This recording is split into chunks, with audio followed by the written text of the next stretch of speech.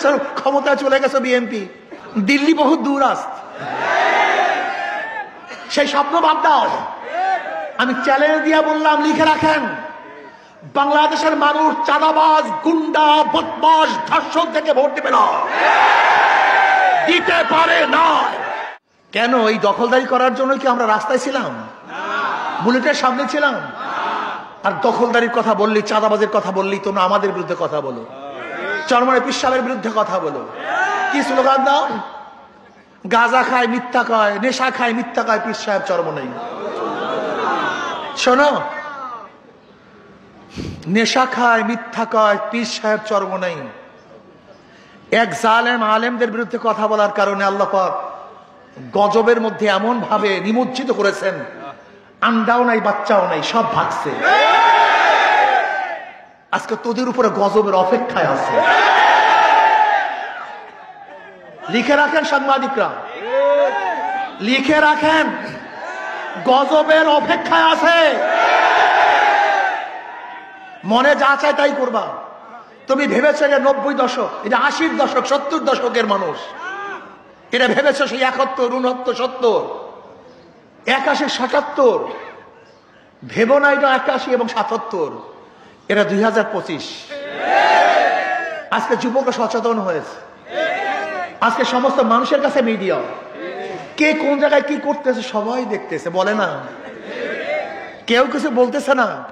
ওই তোমার গুন্ডামির কারণে, অস্ত্রের কারণে, চাঁদাবাজির কারণে, তোমার জুলুমের কারণে। কিন্তু যখন বুদের মধ্যে ঢুকবে, কেউ থাকবে না, তখন দেখবো অবস্থাটা কি হয়। অপেক্ষা করো। ভেবেছো ক্ষমতায় চলে গেছে বিএনপি, দিল্লি বহু দূর আসত, সেই স্বপ্ন বাদ দাও। আমি চ্যালেঞ্জ দিয়ে বললাম, লিখে রাখেন, বাংলাদেশের মানুষ চাঁদাবাজ, গুন্ডা, বদমাশ, ধর্ষক থেকে ভোট দেবে না, দিতে পারে না।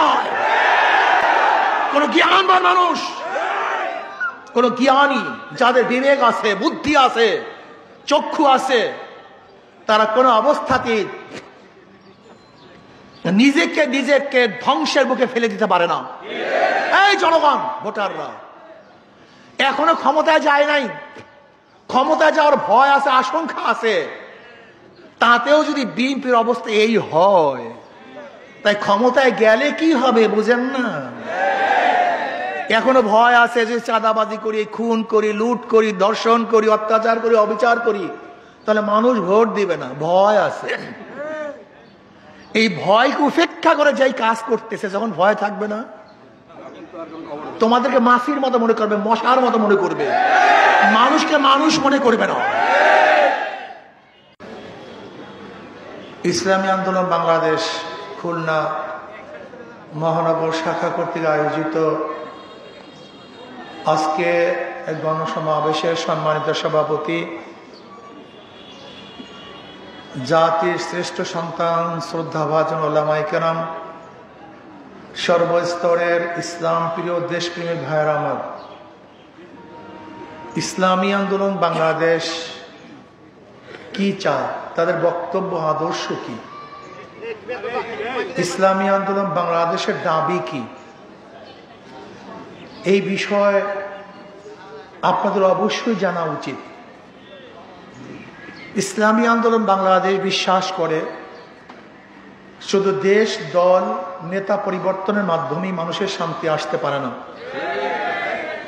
এ দেশ বারবার পরিবর্তন হয়েছে।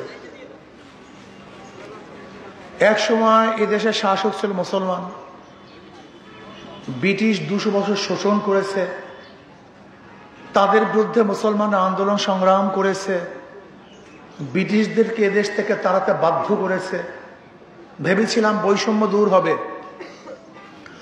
মানুষ শান্তি পাবে, কিন্তু ব্রিটিশ এদেশ থেকে যাওয়ার পরও মানুষ শান্তি পায় নাই, মুক্তি পায় নাই। ভেবেছিলাম যদি স্বাধীন এক কান্ট্রি করতে পারি, রাষ্ট্র করতে পারি, তাহলে মানুষ শান্তি পাবে।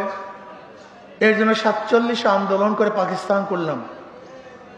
ভেবেছিলাম বৈষম্য দূর হবে, মানুষ শান্তি পাবে, মুক্তি পাবে।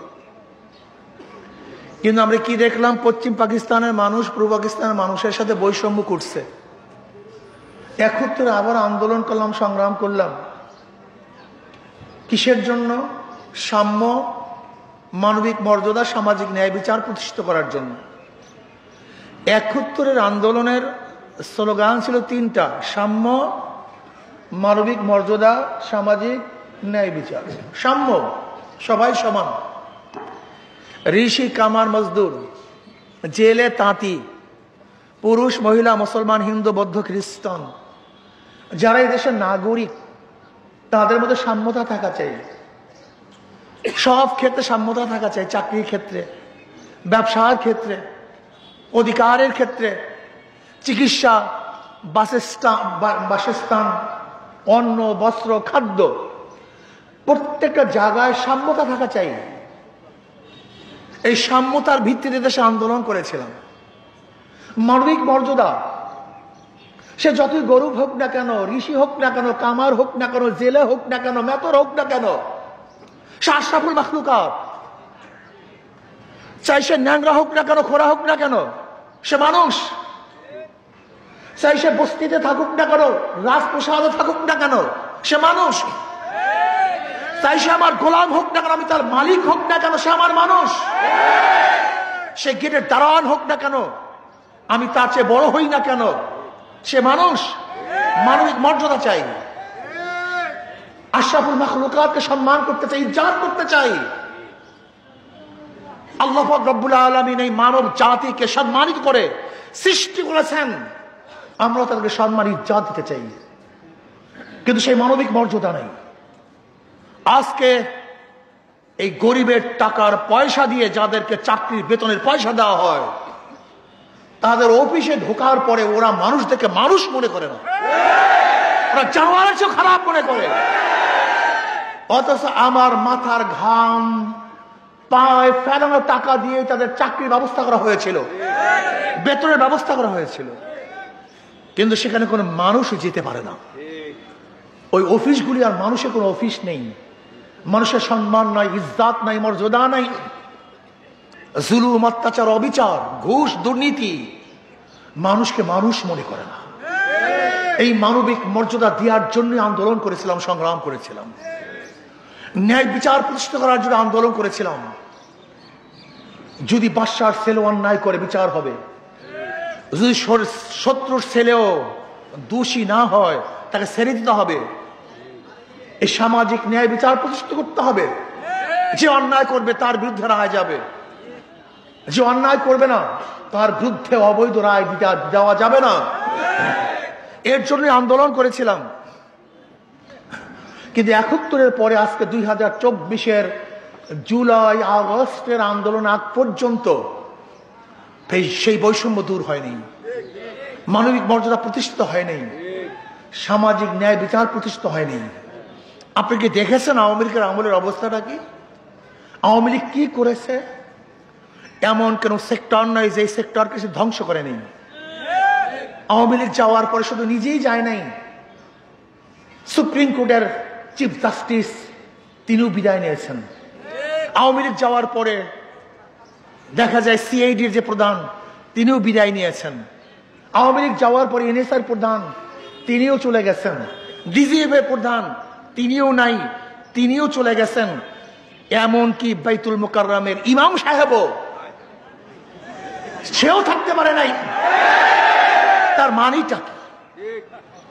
একজন মেম্বার, চেয়ারম্যান, এমপি, উপজেলার চেয়ারম্যান সহ যতগুলি মানুষ আছে আওয়ামী লীগের সংশ্লিষ্ট, কেউ নাই। এমন কোন সেক্টর নাই যে সেক্টরে দুর্নীতি ছিল না, সেই সেক্টরকে ধ্বংস করে নেই। এমন কোন সেক্টর আপনি দেখাতে পারবেন না যেখানে সাংবাদিকরা বস্তুনিষ্ঠ সংবাদ পরিবেশন করবে। আওয়ামী লীগ বিদায় হওয়ার পর হাজার সাংবাদিক আজকে বাংলাদেশেই নেই। আপনি দেখুন, হাজার সাংবাদিক বাংলাদেশে নাই। যেখানে সাংবাদিকরা সমস্ত মানুষের সংবাদ প্রচার করবে, যেখানে সত্য বস্তুনিষ্ঠ সংবাদ উপস্থাপন করবে, সেখানে যে সাংবাদিকরা সত্য সংবাদ প্রকাশ করতে না পারে, তাহলে সাংবাদিকতার দরকারটা কি? ছেড়ে দেন, দরকার নাই তো, এটা করেন কেন? যদি সাংবাদিকরাও এক চোখা হয়, আর চোখে দেখে, এই সাংবাদিকতার প্রয়োজনটা কি? আমরা কি জানতে পারবো? সব জায়গায় নষ্ট হয়ে গেছে। শুধু কি তাই, এই বিচারালকের অবস্থাটা কি? সরকার পতন হওয়ার পরে যারা খুন কেসের আসামি ছিল, ফাঁসির আসামি ছিল, সবাই মুক্ত হয়ে গেছে। এখন কেউ আর জেলে নেই। এমনকি মেডিকল হয়ে গেল, এমনকি আলাউদ্দিনের চেরাগ পেল যে সরকার পরিবর্তন হওয়ার সাথে আসামি সব বের হয়ে গেছে। আবার যারা আসামি ছিল না, সব আসামি হয়ে গেছে। কি বুঝলেন? বিচারালয়গুলিও স্বাধীন নেই। ওই বিচারকদের কলমও স্বাধীনভাবে চলে না। যেখানে একজন মানুষ প্রার্থনা করে জীবন নিয়ে, একজন বিচারকের হাতের মধ্যে থাকে তার জীবন, থাকা এবং না থাকা। সেই বিচারকের কাছে এই বাড়ি আমার থাকবে কি থাকবে না, এই জমি আমি পাবো কি পাবো না, আমার জীবন থাকবে কি থাকবে না, আমি জেলে থাকবো না বাহিরে থাকবো, যেই বিচারকের দিকে তাকিয়ে থাকে আসামিগুলি, তার জীবন মরণ যার কাছে ন্যস্ত থাকে, সেই বিচারকের উপরেও যদি মানুষের আস্থা না থাকে, তা মানুষ যাবে কোথায়? কোন জায়গায় যাবে আমাকে বলুন? রাস্তায় নিরাপদ নেই, হাঁটা চলায় নিরাপদ নেই, খাদ্যের মধ্যে নিরাপত্তা নেই, এমনকি ঔষধের মধ্যে ভেজাল, ডাক্তাররাও ভেজাল হয়ে গেছে, উকিলরাও ভেজাল হয়ে গেছে, সাংবাদিকরাও ভেজাল হয়ে গেছে। সব জায়গায় ভেজাল আর ভেজাল, 2 নম্বর আর 2 নম্বর, 2 নম্বর আর 2 নম্বর। এই দেশ চলতে পারে না, এটা দেশ না। ভেবেছিলাম এই ফেসিবাদ যদি দূর হয়ে যায় তাহলে মানুষ শান্তি পাবে, মুক্তি পাবে। এই আশা নিয়ে বুলেটের সামনে, কামানের সামনে ঝাঁপিয়ে পড়েছিলাম। যা কিছু হোক না কেন, ফেসিসকে রাখা যাবে না। ভেবেছিলাম এই